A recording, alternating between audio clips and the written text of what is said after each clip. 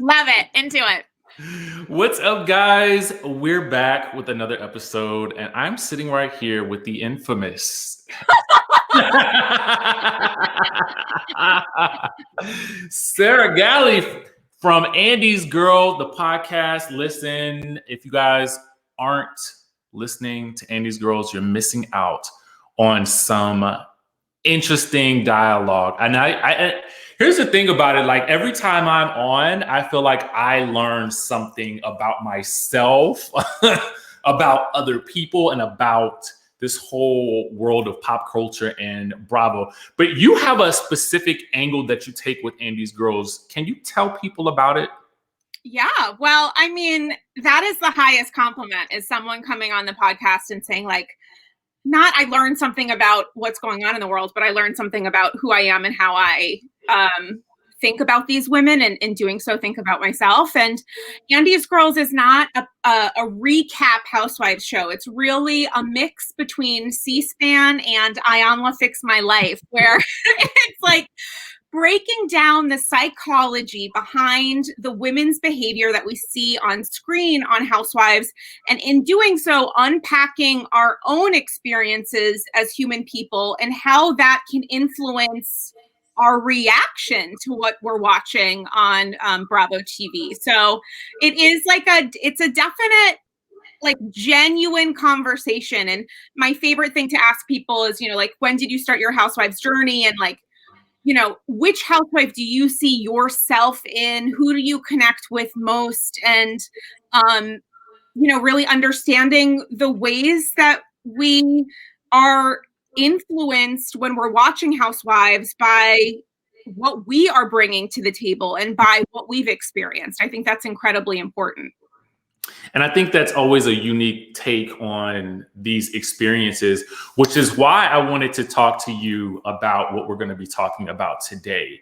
There are two main topics that we're going to be sort of hitting, and these topics are triggering for me. So I felt like, honestly, a lot of what I do is a little bit self-serving, because even in the community that I kind of talk to on a day-to-day basis with news and recaps, I'm really getting out something about how I feel, but I'm also getting opinions from the community on how they view things, because it also it changes my way of thinking as well too. So This is why I wanted to talk to you about this particular topic in general. We all know now that Kelly Dodd is a Black woman. Okay, we just learned this. If you watch the previews for the Real Housewives of Orange County, the reunion part 2, you will have heard Kelly Dodd scream out, "I am Black." Okay, so now that we know that she is a strong Black woman, I really want to understand this a little bit more, and I would love for you to break it down. And then we're also going to talk about ERIKA Jayne. I just feel like what I'm seeing with ERIKA, it frustrates me. Okay, not even gonna lie. And I don't know how to feel about it. I see two different types of views on ERIKA right now. Mm-hmm. There's one that's more along the lines of the other celebrity influencer crowd who is very supportive of everything that she's posting and doing. And I think there's another half of us, or just people in general, who feel really incensed by the things that she's posting and doing in the midst of this crazy, scandalous situation that Tom Girardi is involved in. And by proxy, I guess she's also involved as well. So we want to talk about that second. And I have like another topic that's kind of just a little fun. But can we start with Kelly? Yeah. Okay. So I want to just jump in, and I want to play you guys something that when I saw it, I'm just like, this hits home for me. If you guys follow the Talk of Shame, please follow her. She also has a great TikTok as well.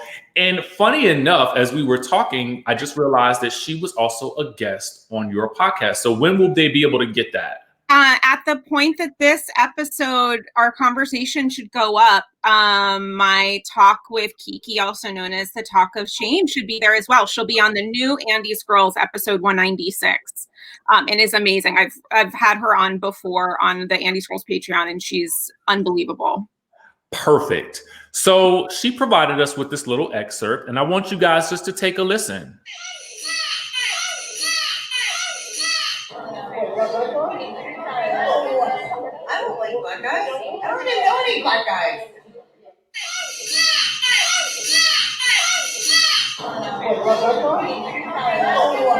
I don't like black guys. I don't even know any black guys.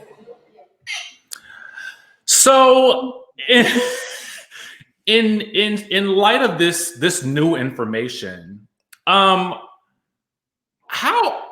am I to process her newfound blackness? And just so you guys have another reference before I let Sarah just give us her take, I want to point out to you guys that for Kelly, you know, she did a 23andMe report, which basically kind of goes back into your ancestry, I'm thinking. And, you know, there's 0.09% of her that is her ancestry that comes from North Africa. So I just want to point that out to you. And I believe that this is her claim to her blackness. I mean, hashtag Black Girl Magic, because she has to be some sort of magician or wizard in order to make this make sense in her head. And the thing that I love about Kelly, and this is maybe the only thing, is that I think she actually believes the things that she says. So she gets her 23andMe, which tells her she's 100% full of whatever. And she thinks to herself, this will be my defense. I can't be racist because, you know, I've tried to say that I can't be racist because I'm married to a Jewish man. I've tried to say I can't be racist because I'm a woman of Mexican descent who happens to be white presenting. So now I'm going to say that 1% of me, which is 1% or 3%, which I didn't know about until this time. So I have lived my entire adult life thinking the things that I have said out loud, have now decided that because I received these magical, wonderful results, I can use this as like a little bit of a cover over my behavior. Even though I didn't know before that I was 3% from, where did it say that she was from? North Africa. Wonderful. So now that she knows that 3% of her ancestry, you know, is from North Africa, that protects her from behavior that she exhibited prior to knowing this information. And in Kelly's head, that makes sense. I mean, I personally, you're talking about behaviors and, you know, things that she has said and done, which is triggering. That is very serious. And, you know, for me as a Bravo viewer, you know, Andy Scrolls is all about, like, as an Andy Scrolls listener DM me recently, it's like putting the real in reality. These are genuinely serious topics. And in the time that we are in the political environment that we are in, as a white woman watching this show, I saw that clip, honestly, and I had like a guttural laugh because I thought to myself, there is nothing worse now that this woman can do, because she's now not only sort of defending her behavior, which has been many rounds of, you know, what one would call boilerplate racist behavior. Like, she's reading a book, and the book is How to Be Terrible. She's now decided that it's somehow okay because she's a part of a community that she has repeatedly tried to marginalize. And as a Bravo viewer, and again, as a white woman, I look at this and I'm like, is this entertaining? Because it's wild. But if the end result isn't watching this woman fire herself off this show, what is the point of all of this? Like, where is the counter? And I haven't watched Orange County this season, not because I'm participating in a boycott, which I have no problem with. I just personally think if you are watching Orange County and get something out of it, go for it. We are living in a global pandemic. We've been through a hell of 4 years if you're an American living in this country, or anyone living outside of it watching what we've been doing. If you're getting something from Orange County, including this is not the kind of person that I want to be, do it. For me personally, I couldn't watch Kelly because it was too upsetting. But to watch this and think to myself, there are rumors she's staying on the show. They're not going to fire her, and they're giving her a platform to say these things and to arm herself with really terrible comments and behaviors. like, what is the point of this? And as I said 4 times, I'm a white woman. I'm also a Jewish woman. And to hear Kelly Dodd say, I am not racist because I'm stooping a Jewish man is wild. I mean, like, BCC, the Kushners, BCC, Stephen Miller, none of these people I want to see at Shul anytime soon. Or maybe I do, because maybe there should be a little bit of a talk. Like, maybe we all need to take a spiritual Yom Kippur, Day of Atonement, and think about the fact that being Jewish or being a part of a marginalized community does not protect you against racist behavior. It in fact reveals it all the more, because if you are a Jewish person, never again should mean something to you. It's not just a fun little phrase that you hear and see and say. It doesn't just mean never again to our Hebrew people. It means looking at behaviors and taking accountability for things that affect other marginalized communities who are literally under attack. So I look at what Kelly does on Orange County, I look at what she does on social media, and I think to myself, okay, this is the latest stupid thing that this woman has done, but is there a counter to it? And it can't just be Gina's rolled eyes. Like, is there a literal counter so that we know she's not actually getting away with this? I don't necessarily know that there is. That's the problem that I feel like I have. There's no person there to really hold her accountable in the way that she needs to be held accountable. You know, I feel like in certain instances, and I did not, in transparency, did not watch the first part of the reunion. I've only seen clips. Yeah. Did not watch the season, mostly because I did not want to watch her. Okay. So for me, it was just, I just didn't want to watch her on my television screen. Mm-hmm. Bottom line. Mm-hmm. You know, I saw from the clips that I saw, Andy, you know, asked the questions, but he didn't really hold her that accountable. Like, he just simply asked her about the situations. And I do feel like there has to be some, again, there has to be something, in my mind, some standard, you know, as a housewife. This is kind of what we look for. And it shocks me because I know that there's PR in place. That PR doesn't say, simply similar to how they say, don't tweet about the show or don't reveal anything about the show before the episodes air. Everybody gets that message. So why is she not getting a message? Hey, you know what?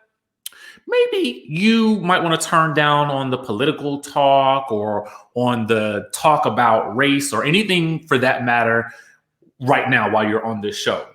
Because otherwise it reflects negatively also on the network. And I don't know, is nobody getting that message? You know, to me, it's like, where's that level of accountability from someone at the top saying, hey, because in my mind, it takes effort to be as bad as Kelly is.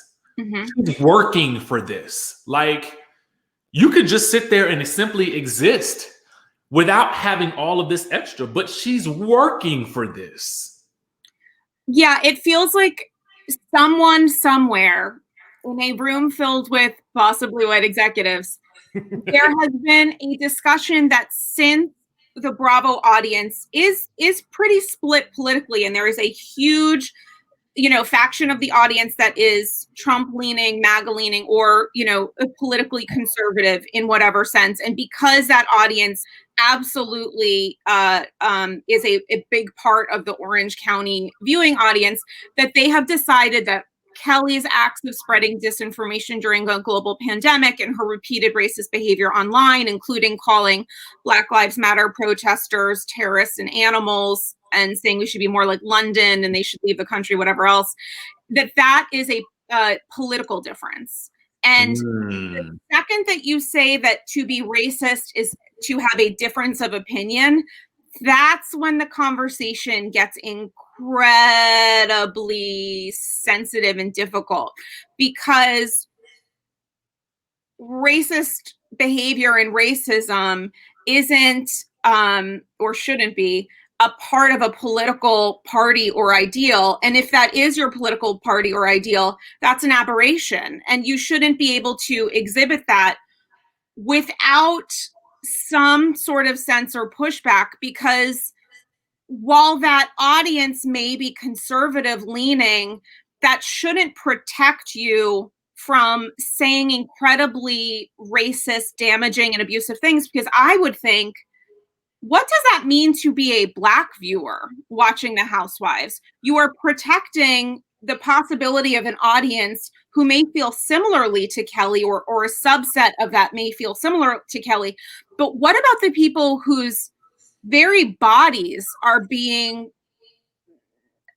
essentially abused? You know, like you're targeting Black people by what you're saying on Instagram, and nobody's saying anything about it except for the audience, who've now decided, I feel so triggered hearing about Kelly and the racist things that she's done with no pushback that I can't even watch Orange County. And you and I are literal Bravoholics. We have platforms where we amplify conversations about Bravo because we like talking about these women and like talking about ourselves.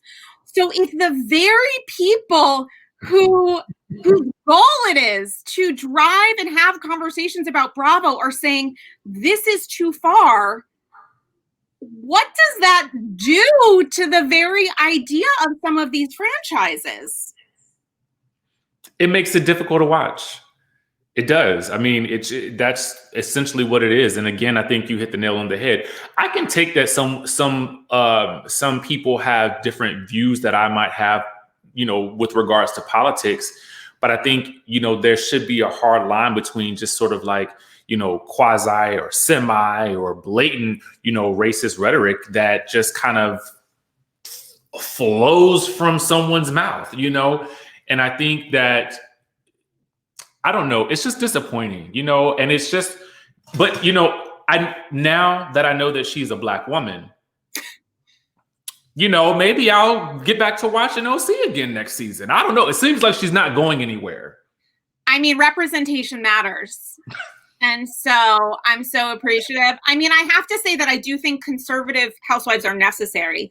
Absolutely. We're talking about the worlds of housewives, the worlds of women living in their bubbles, albeit bubbles of privilege, bubbles of access, power, financial wealth, or the appearance of financial wealth, everything else. And then like the bubble inside the bubble of who's friends with who and who is in like the power role.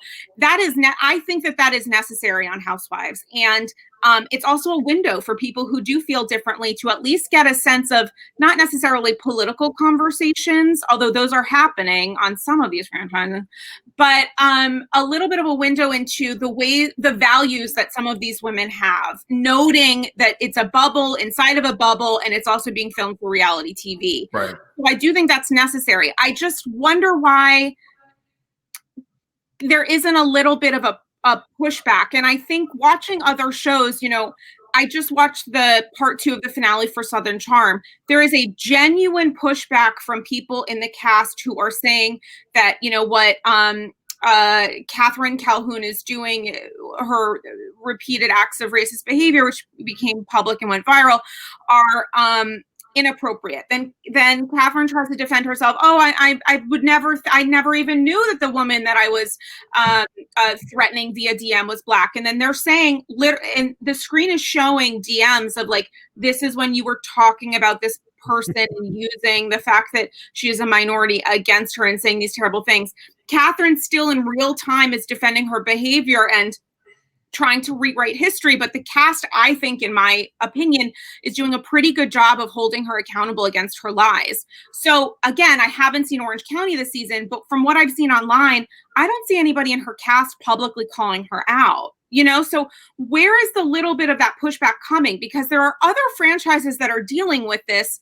This is also reality of people dealing with the fact that they have white privilege by the fact that they are white presenting, and are being held to account for their behavior, which is different from using like the C word against somebody at a restaurant. You know, like this is a different kind of conversation with a very, very different kind of weight attached to it. And so we need to kind of be responsible for having those talks. And I say that noting that it could be a decision of production to let, and this might not be fair, but to let air be the response. That there is a little bit of a wink and a nod of the simple fact that Kelly is saying these things is so wildly inappropriate. But the problem with that is, I do think that in this time, when we're watching franchises that are having very serious conversations about race, colorism, Black Lives Matter, politics, voting, actual representation mattering, and those happen to be the Housewives franchises that are made primarily of Black women and women of color, it is a real disservice to the Bravo audience who may be watching Orange County but not Potomac to enable Kelly's ridiculous remarks to just stand. And I don't know that that's happening. We haven't seen part 2. I'm not going to watch it, but I don't know that that's not going to happen. It might, but what I do know is that this past year, Kelly did X, Y, and Z racist things online, and she wasn't held accountable in real time. And that's not great. That part. And I think that, that they have someone there on the cast who could potentially try to hold her accountable in Bronwyn. But I think that Bronwyn has done a lot of disservice to herself. She's kind of, in my opinion, discredited herself in a lot of odd ways. So I feel like it's not the voice that probably would have the most weight. Yeah, I think Bronwyn's an interesting case because, I always think to myself, like, how can we have a conversation that feels open to the Bravo community when I'm having these kinds of conversations on Andy Scrolls? And to me, not only because I haven't watched the season, which is sort of unfair for me to have that talk, but like when it comes to Bronwyn talking about her sexuality, talking about her journey with addiction and her current sober journey, which is incredible, I don't feel that there is any value, and I actually think that there's a lot of harm in having any kind of dialogue around critiquing it, judging it, using it as some sort of reason for speaking negatively about Bronwyn. Because I think not only do I not know this information and I don't know her, I'm taking her at her word on this. It's not my place to judge as a cisgendered heterosexual white woman. I also think what would it be like to be a Bravo viewer watching people critique Bronwyn's story of coming out as someone who may be struggling with coming out themselves, had a really difficult path to that, or someone struggling with addiction or sobriety, or who has a relative to it? That being said, Bronwyn is an interesting case in someone who, on any other franchise, would probably be critiqued right now for some questionable behavior unrelated to her sexuality or sober journey. But because she's on Orange County and has the pleasure and honor of being seated near Kelly, we're probably not going to have that talk, because Kelly is kind of a distraction because she's such a vision of something that it kind of blinds us to some other kinds of conversations about elitism and privilege when it comes to financial abilities to behave in a way that's not necessarily ideal or open to critique. We're not really able to do that because we have people on the cast who are shockingly vile. You can be vile and be a housewife. We have to respect our villains. But we also have to say that racism is, bad. And you don't get to just say, I'm not a racist, because when I think of racism, I think of the civil rights movement, and I was not a part of that. So I'm not racist because I think of the caricature of racism. So you have to change the conversation to, am I actively anti-racist? Kelly can't say that. There is no way for Kelly to say that.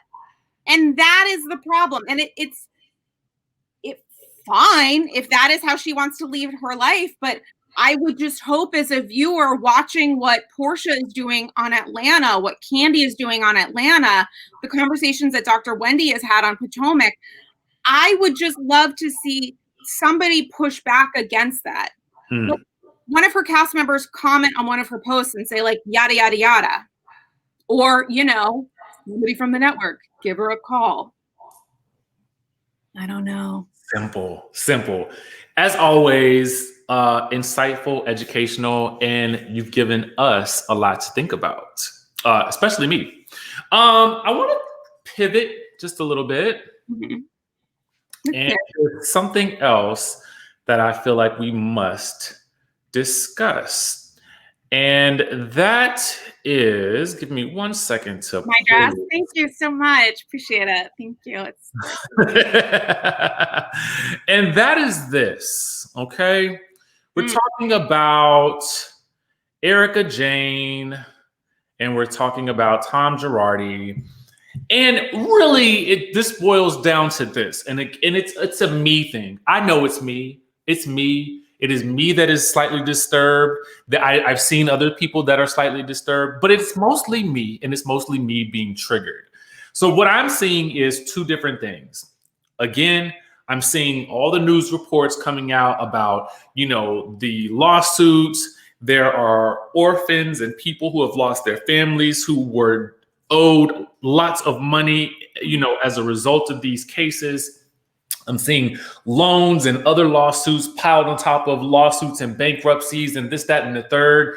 And I'm seeing ERIKA online posting in her lingerie, in her Savage Fenty, you know, look, is this my new dating profile? In light of the fact that a portion or representatives from Tom's family are declaring him incompetent.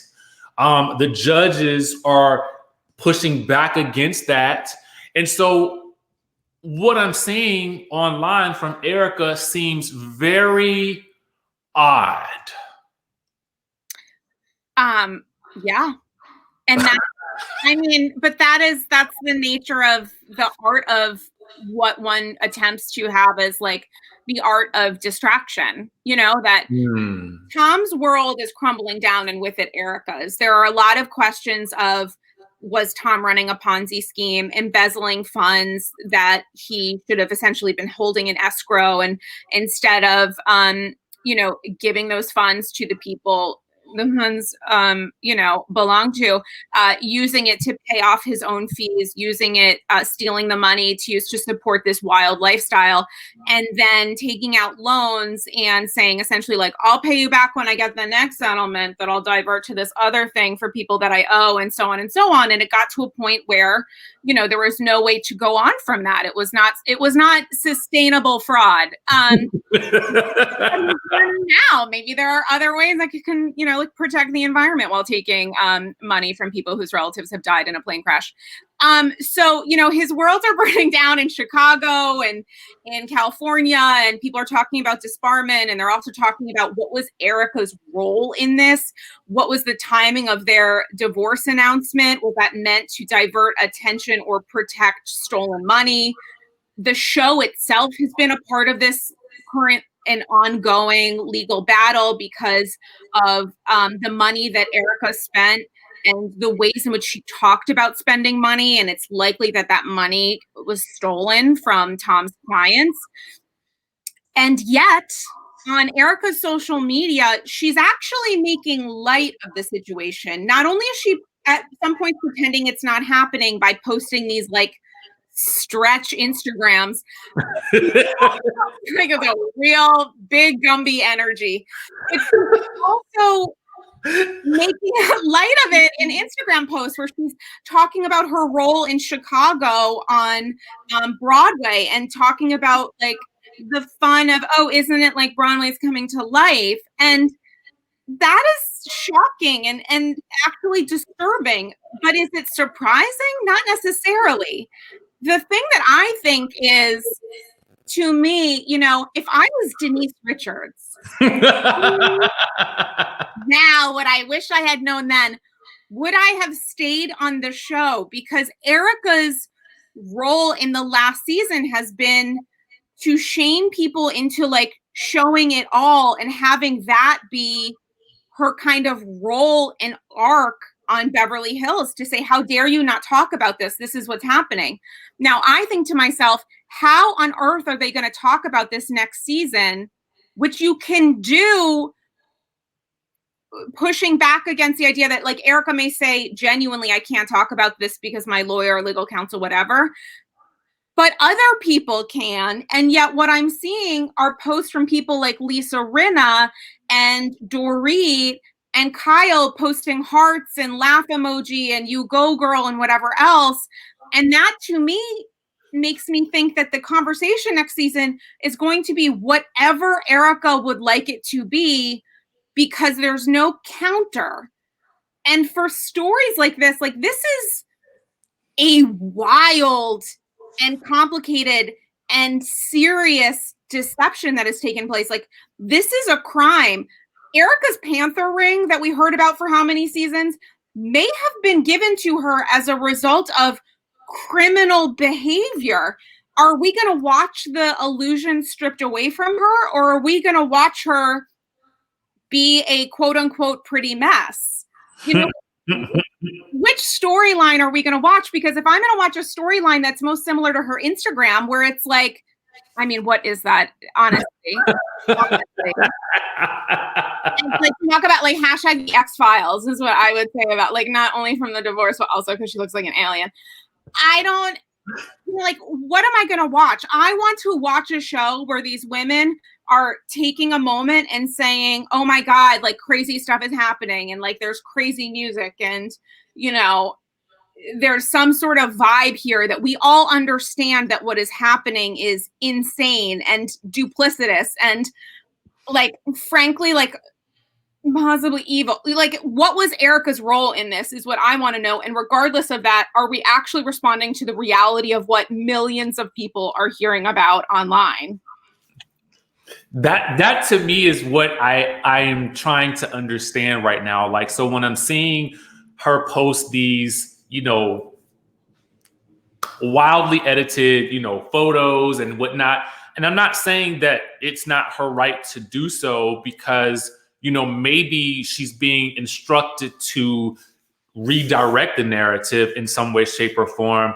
But I feel like she's just doing it, to me, in a blatantly disrespectful way. And here's why. Because for me, I feel like while you may be going through a divorce, and I just feel like a normal response to this would be, if I spent the past 20 something years with a man and he was, regardless of whether or not you claim that he cheated way back in 2006 when you posted those photos of him allegedly texting that judge, you know, you accepted that because it came with a lifestyle that, you know, allowed you to live very lavishly, right? Mm-hmm. So now, as he's in the twilight of his life in terms of his years, and then especially with his world seemingly crumbling around him, it just seems callous to continue to sort of flaunt this new single, like, a come hither lifestyle, with just total disregard for what this man may be going through, what his family's potentially going through.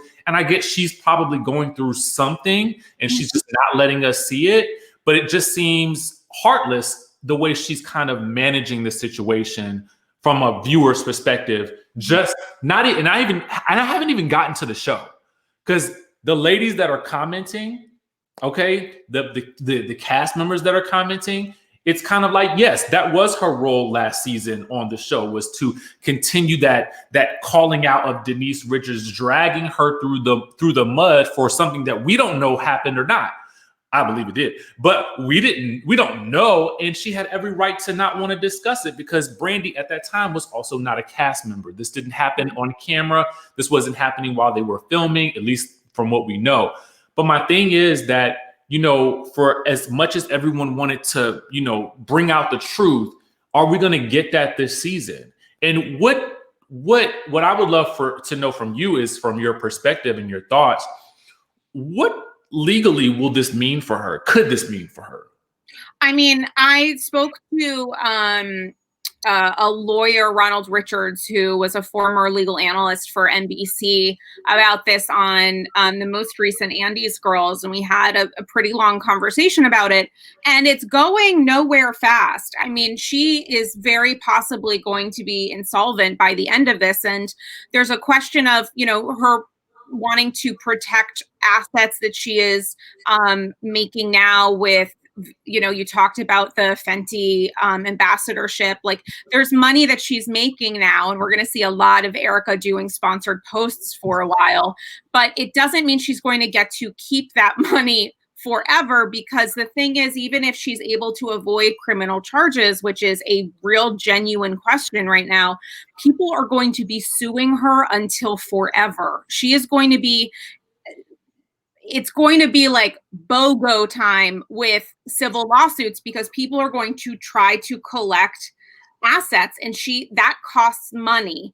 And I think she hired a criminal defense lawyer based in Chicago, which makes sense according to the specifics related to the original case and with Lion Air and everything that followed. But I don't see this working out well for her in the end. I don't know, you know, one of the judges said, you know, you have to stop like selling clothing. She was trying to do that online. And I would just think, you know, she just moved into a new house that she's renting. It's like $1 million.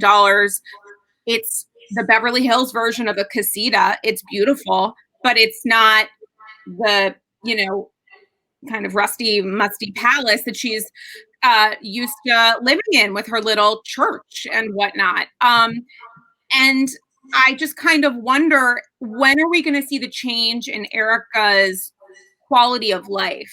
Like, how is she paying for glam to do her hair and makeup right now? Because as Ronald said on Andy's Girls, if he was in ERIKA's case or representing or advising her, she should be protecting and saving every last dollar that she can right now.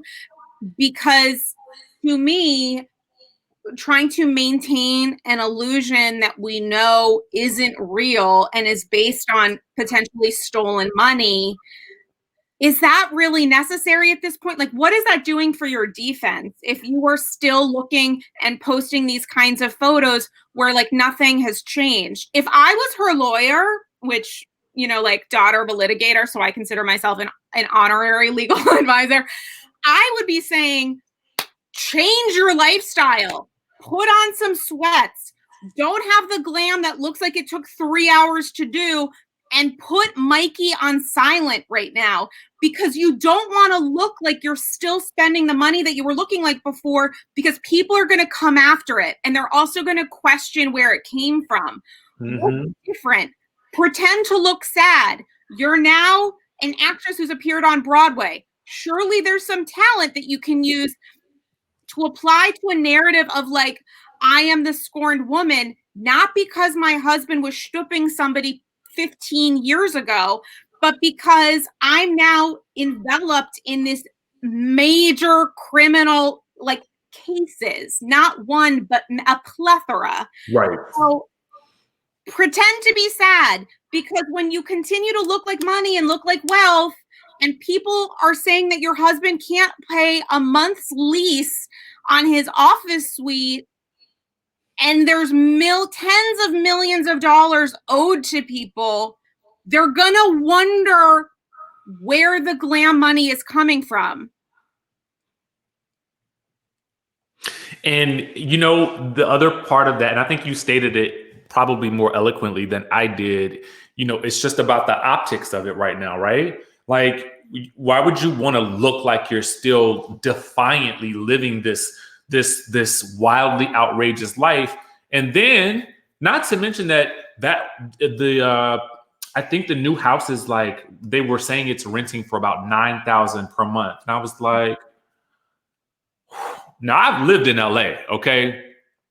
Now rent is not cheap, but it doesn't have to be that much.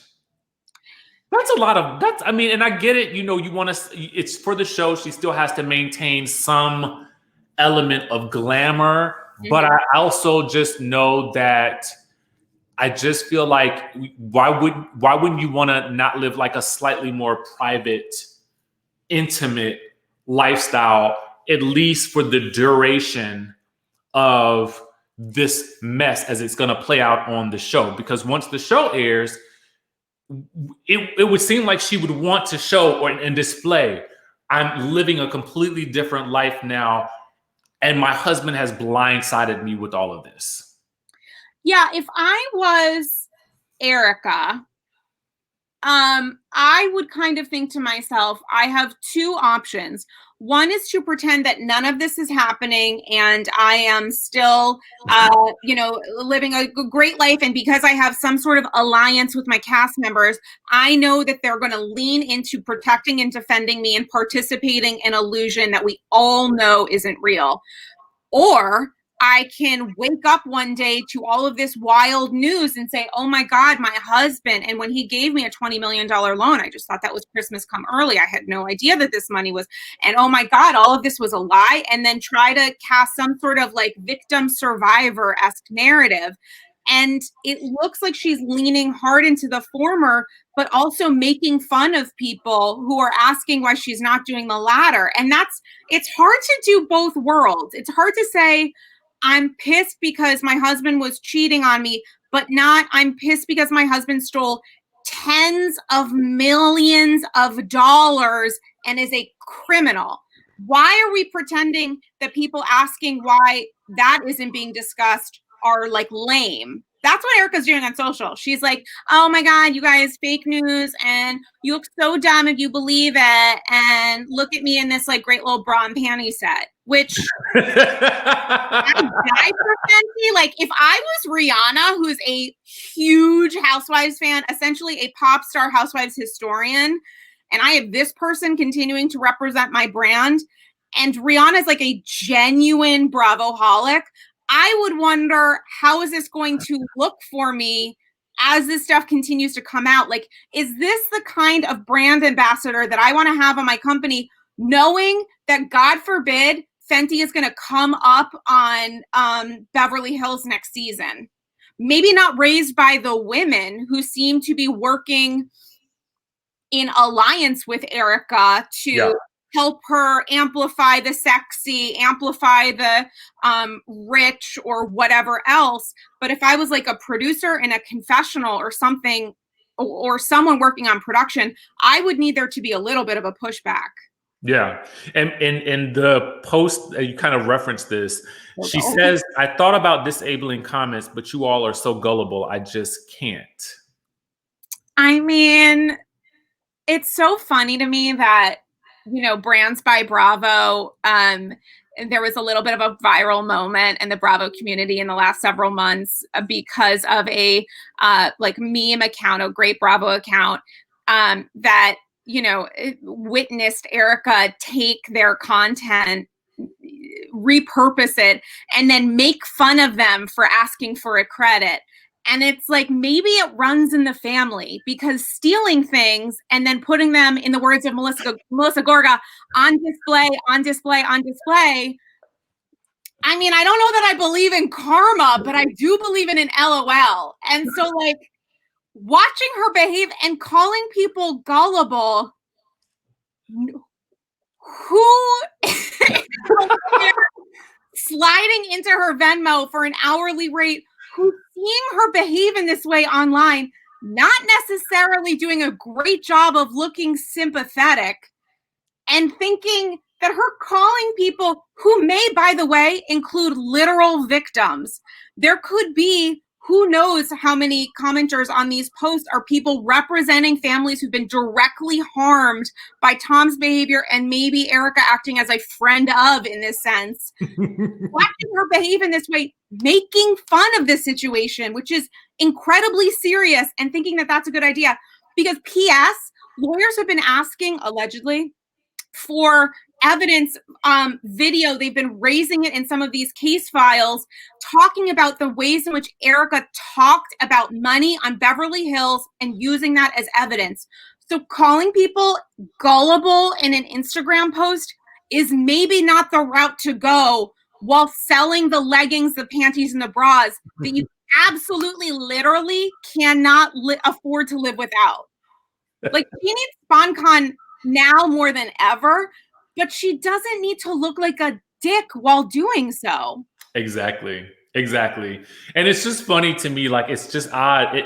In my mind, it's almost like, are my eyes seeing what they're seeing? And then I see Lisa Rinna, with the laughing emoji right under every single photo. And I'm like, I mean, what's happening here? Yeah, Lisa's thinking my lips are sealed because I want to sell more gloss, is what Lisa's thinking. The archive of me being shady is enough to protect me against staying silent about the stuff going down with my friend, is what she's thinking. And P.S. Lisa, I would like a free lipstick. So slide into my DM because I see you handing it out and I am not going to make fun of that. And also Rihanna, like, I could use some extra support to do something. Like, I'm not against like people understanding the business nature behind all of this. I'm just questioning the business of how ERIKA is currently representing herself online. Not great. Not great. And, for our last quasi topic, speaking of not great, I just want to get your opinion about this.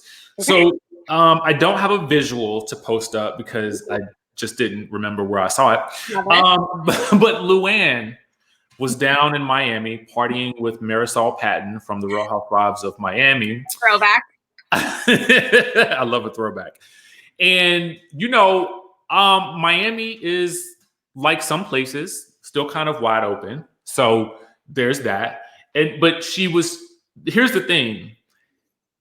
Luann's current photo that's making the rounds with Marisol and them kind of with the big group and Luann singing on the microphone, it comes in a time where Real Housewives of New York is on a little bit of a forced hiatus because, the members were supposedly quarantining because someone on the cast had allegedly, gotten sick from the current pandemic. Mm-hmm. So in light of that, a lot of people have had a lot of things to say about Luann, including a production source, allegedly, who called out her behavior, but also by Carol Radziwill, who also called out her behavior as well. Mm-hmm. What are your thoughts about this situation? I mean, like, according to Luann, life is a cabaret. That's what I'm thinking. Like, the fact that she was pictured, I think it was Page 6 was one of the first to pick it up, or at least had that story. It's just like, I mean, it's terrible. But like Ramona says she doesn't wear a mask on the beach, which has nothing to do with the many, many times that she was videoed and photographed dancing without a mask inside a restaurant during like the peak of COVID, which PS is, every other day at this point. It's not great. I don't know why she was allowed to travel out of state. I think that there were at one point pretty strict protocol on trying to protect the women and the crew as much as possible. Like the fact that the women weren't allowed to like fly to Miami to have a filmed vacay would make me question why Lou was able to do so privately. I know that the show was supposed to have wrapped by now, but couldn't, as you said, because a cast member tested positive and they had to hold off for 2 weeks and then likely restart. I don't know how that works for Lou though, because he would need to quarantine for 2 weeks after coming back to New York from Miami before restarting. So I would think that she would be pushing production for 2 weeks. I don't know how this is going to work, but she looks dumb, but it's the perfect franchise to be on. And there's no unproblematic housewife when it comes to how you're dealing with COVID. The problem for me is when people pretend that they're being safe. Like we all see you behaving in a way that is dangerous. It becomes really complicated when you're pretending that this is okay. Right. Like in the words of Lisa Rinna, at least own it. But that's also why these women are housewives, because they refuse to acknowledge reality, including when it can directly harm, a ton of people. It's not great. I mean, it's also Lou. It's like, is it worse than what Ramona did? It's a very low bar right now to be a housewife living in the time of COVID. If I was Lou, knowing that a cast member, and I've spoken to sources related to yada yada, and I'm not going to release anybody's medical information because I think that's inappropriate. I think that there are levels of privacy that are deserved and expected of people. But if I was Lou and reportedly a cast member, had just tested public the week or so before, and I'm flying off to Miami, I mean, like, not great. You're like, if life is a cabaret, but maybe it's also a gamble, and I don't know. I don't know that I'd want to like all in by Teddy Mellencamp right now. Look at the kinds of sweet little surprises that I'm putting in these little throwbacks. I don't know that I would be doing that, but also like, is it surprising?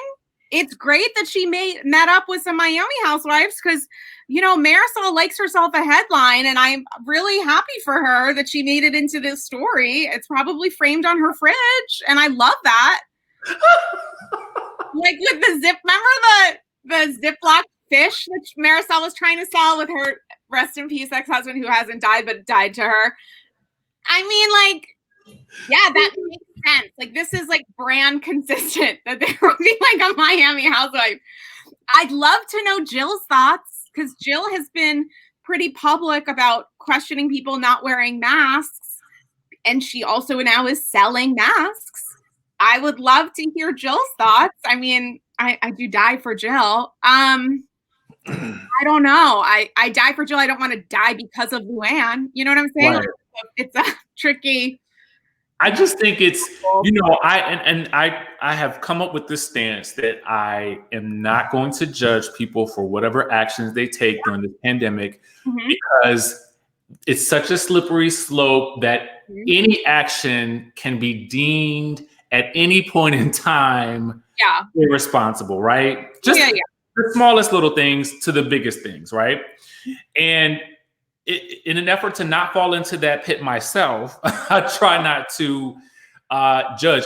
But what I will say is I am going to judge the fact that your job, someone on your job has tested positive and the scheduled cast trip had to be moved, allegedly, because of this person getting ill. God bless them and hope they're okay. Yeah, for real. But then you take the time during that 2-week period to then go to Miami. And then not only did you not listen, my thing is this: if you wanted to do it, okay, fine. Yeah. Did you have to be photographed?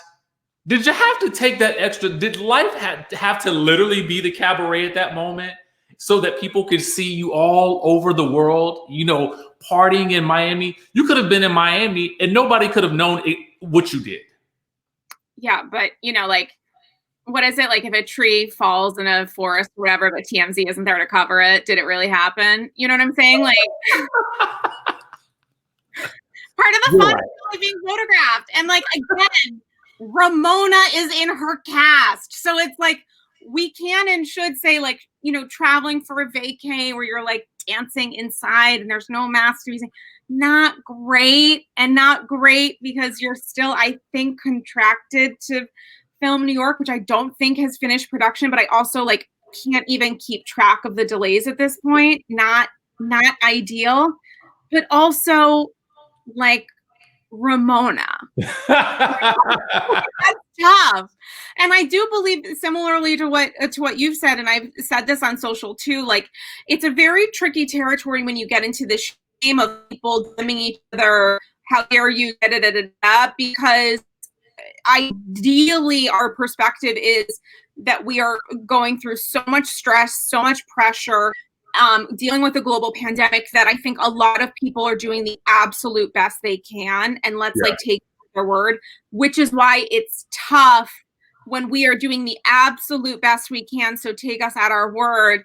And then we see like Lou living her best Miami life. Like that is difficult, Lou, because we are doing our best. Take us at our word. But like, slide into Marisol's DMs and like tell her not to post those pics or whatever. Like it's not great. But also, I mean, Ramona. And you know what? We're going to end it with Ramona. Ramona. Word of the night. We're going to end it with Ramona, guys. Listen, Sarah, thank you for just taking the time out to weigh in on the important issues. You know, we've gotten through the inauguration. We made it through some riots. There was a lot that's happened in this first year of January, but we made it. What do you have coming up that everyone can look forward to? Well, I mean, everything. My shoes, number one. You can listen to Andy's Girls wherever you listen to your favorite podcasts. And as we said at the beginning of our convo, a new ep will be up with Kiki, also known as the Talk of Shame, which I'm really excited about. And, you know, the patreon.com/Andy's Girls has some great stuff. And follow me on social at Dame Galli. My goal is to have 1 million followers by tomorrow. And I'm looking at such wonderful people as icons. And, you know, Rihanna, slide into my DMs. Would love to have you on the People's Couch. Would love to talk. Rihanna, big fan of Salt Lake City, as are we all. And Andy's Girls is coming up on its 200th ep soon. So I know, Richie Sky, you need to be back because your conversation, anytime I can, like, talk to you is just like, is this the vaccine? Do we know? It feels modern, if not Moderna. So you know I love you. So thank you for having me on.